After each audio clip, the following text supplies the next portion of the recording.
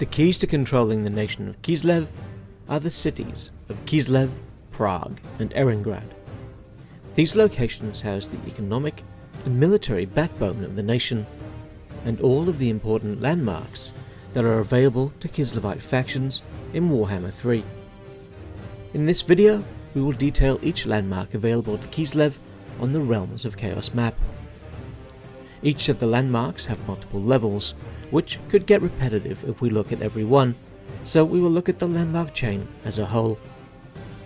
Our first landmark can be found in the city of Kislev, the home of the Ice Court and Queen Katerine, the Bokha Palace.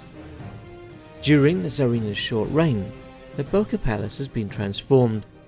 Within the ancient battlements is a beautiful, impenetrable fortress of ice. The Bokha Palace has 2 levels. It generates devotion, reduces the upkeep of Ice Guard by a maximum of 15% across all armies, and provides up to an additional 20 leadership to local armies when under siege. The palace also allows the recruitment of Tsar Guard and Tsar Guard with great weapons at tier 3, and Ice Guard with glaives at tier 4. It's a very good landmark, allowing access to the highest level Ice Guard at tier before the standard building, and making them far more affordable across your armies. The second landmark in Kislev is the Grand Orthodoxy.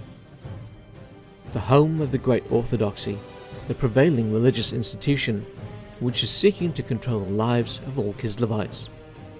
The Grand Orthodoxy has 3 levels.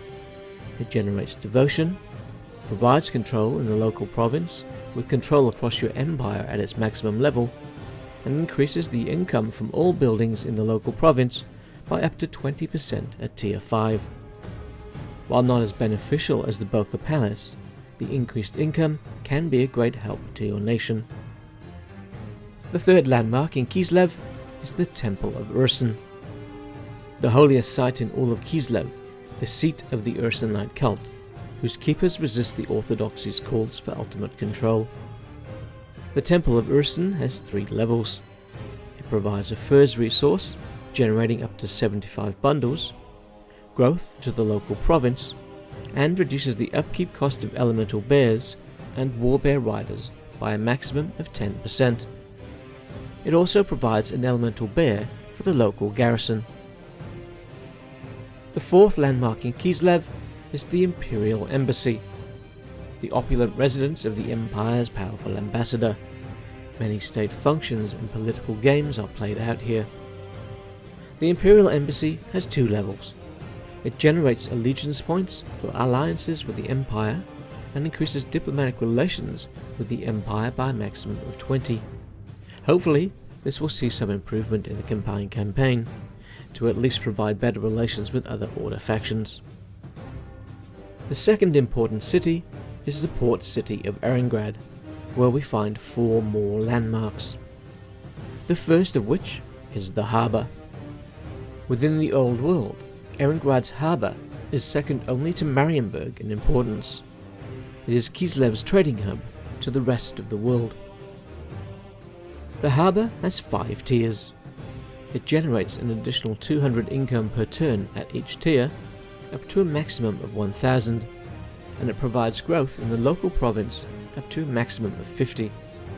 In addition, each tier unlocks an extra trade resource, with pottery, iron, dyes and spices all becoming available for trade. A landmark that provides 1000 gold per turn and additional trade resources is extremely valuable and a must-have when playing as Kislev, though a little difficult to take if playing as Tsar Boris. The second building is the Temple of Manann. Found within the harbour, the temple is notable as Manann is not part of the Kislevian pantheon, yet is highly revered in Erengrad. The temple has 3 tiers. It reduces the casualties suffered by attrition from the high seas, reefs, maelstrom, and storms across your whole faction. It also reduces construction costs for all ports by up to 25%, and provides additional melee attack when fighting at sea. Perhaps the weakest of the landmarks in Erengrad, as you don't tend to spend too much time on the sea, though the reduced construction costs for ports is welcome. The third building in the port city is the Frosthome, a tower of ice that rises above the city. It is where Erengrad ice witches reside and has strong ties to Katerin's ice court. The Frosthome has 3 tiers. It increases the hero capacity for Frost Maidens, allowing an additional 3 to be recruited. It also reduces the upkeep cost of war sleds and little Grom units by a maximum of 15%, and increases the recruitment rank of heroes and lords. The increased cap for the Frost Maidens is reason enough to build this landmark, as they have a good number of useful traits to improve your armies. The reduced upkeep for war sleds and little Groms, and the increased recruit rank are just added bonuses. The fourth landmark in the port city of Erengrad is the Lynsk Bridge. Connecting the north and south districts of the high city, it is surprisingly the only bridge within the walls to cross the mighty river Lynsk. When constructed, the bridge will provide the following effects: income from trade plus 8% faction-wide, and income from all buildings plus 20% in the local region. The additional trade and income from the local buildings are great, but when combined with the harbour's bonuses, become a must-build. The city of Prague is the final of the large Kislevite cities, and it contains 3 landmarks, the first of which is the Bleakness, a cursed area, a remnant from the Chaos Invasion, where the dead do not rest easy and convicts are banished. The Bleakness has 2 tiers.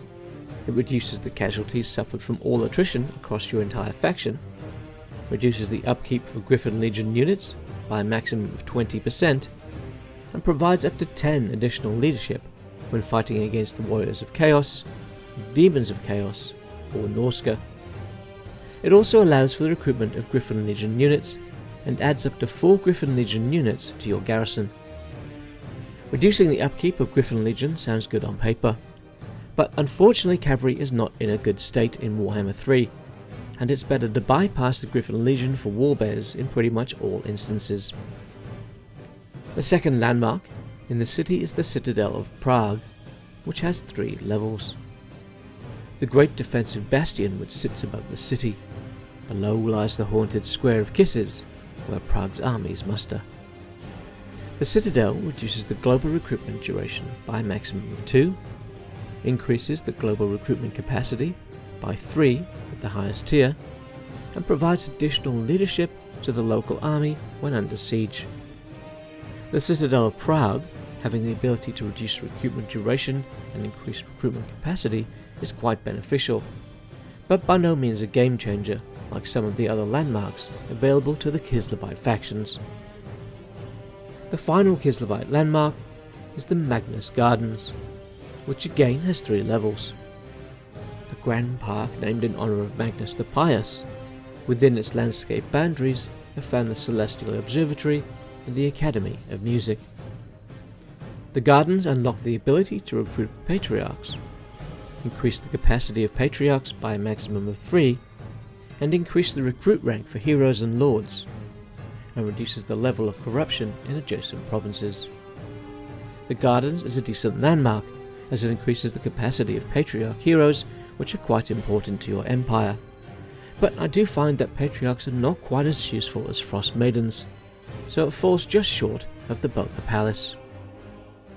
So Kislev have a total of 11 landmarks in their 3 major cities, which can prove very powerful, perhaps the most powerful landmarks in the game. In the next episode we will take a look at the landmarks available to the Ogre Kingdoms factions, but until then I'd like to thank you for watching, and if you enjoyed this video please leave a like or subscribe. I'd also like to thank my patrons, so a big shout out to Hot Apple Pie and Solarith Magnetar. I'm Great Arga, and I'll catch you in the next video.